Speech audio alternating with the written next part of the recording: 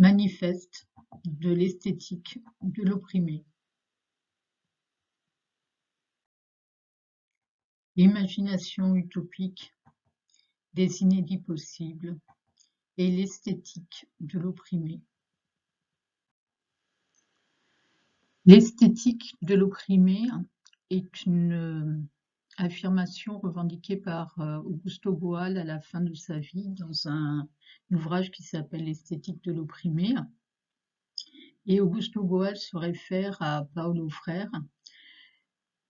Et ce dernier, donc Paulo Freire, se définit lui-même comme un utopiste dans la mesure où il considère que l'utopie est la remise en cause de la réalité telle qu'elle est, et en particulier du fatalisme néolibéral.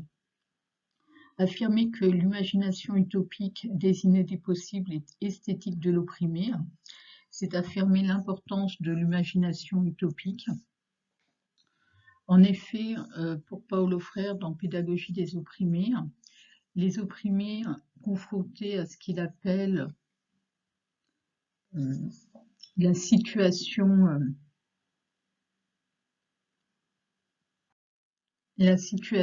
limite, doivent imaginer des inédits possibles qui, par l'action collective, se transformeront en inédits viables. L'esthétique de l'opprimé n'est pas une esthétique esthétisante.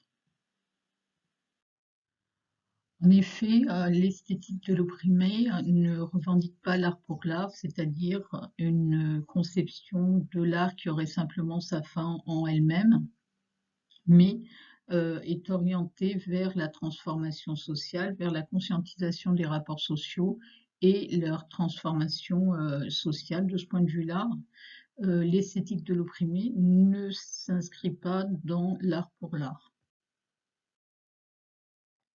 L'esthétique de l'opprimé n'est pas une esthétique pour artistes. Alors, cela veut dire que, ici, affirmer que l'esthétique de l'opprimé n'est pas une esthétique pour artistes, c'est renvoyer à l'origine de la notion d'artiste qui se confond avec celle d'artisan, et donc en fait l'artiste ce serait celui qui a un savoir-faire bien particulier. Or l'esthétique de l'opprimé affirme au contraire la capacité de tout le monde à pouvoir devenir artiste sans nécessairement que l'artiste soit une spécialisation professionnelle. Donc on va réserver plutôt le terme d'artiste à quelqu'un qui aura effectivement cette spécialisation technique et professionnelle. L'esthétique de l'opprimé n'est pas l'artivisme.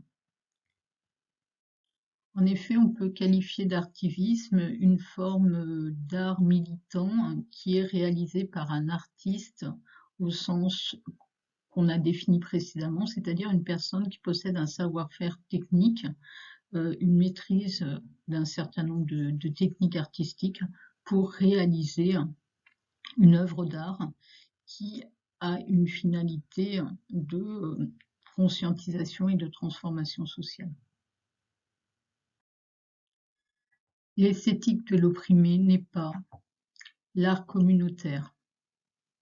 En effet, on va définir l'art communautaire comme une forme d'art collective, mais faisant intervenir un artiste et une communauté en vue de produire des œuvres qui ont, comme l'esthétique de l'opprimé et l'artivisme, une fonction de conscientisation et de transformation sociale.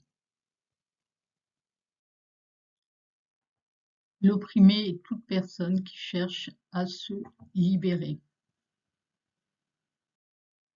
Alors en effet, la notion l'esthétique de l'opprimé fait intervenir la notion d'opprimé, et donc on peut se demander qui sont les opprimés.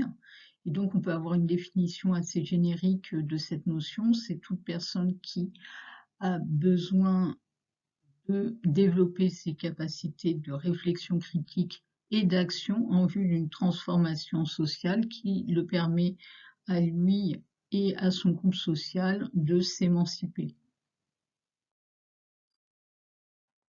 Les pratiques créatives de l'esthétique de l'opprimé ne présupposent ni savoir-faire ni argent. En effet, c'est ce qui va distinguer l'esthétique de l'opprimé de l'approche de la pratique artistique au sens strict du terme, c'est-à-dire supposant une maîtrise technique, voire nécessitant l'acquisition de moyens de production plus ou moins coûteux pour pouvoir réaliser une œuvre d'art. L'esthétique de l'opprimé n'est pas recherche de l'efficacité, encore moins de l'efficience. Alors ça veut dire que même si l'esthétique de l'opprimé n'est pas de l'art pour l'art, n'est pas pour au moins dans son processus tourné vers la recherche d'efficacité ou même encore plus d'efficience néolibérale.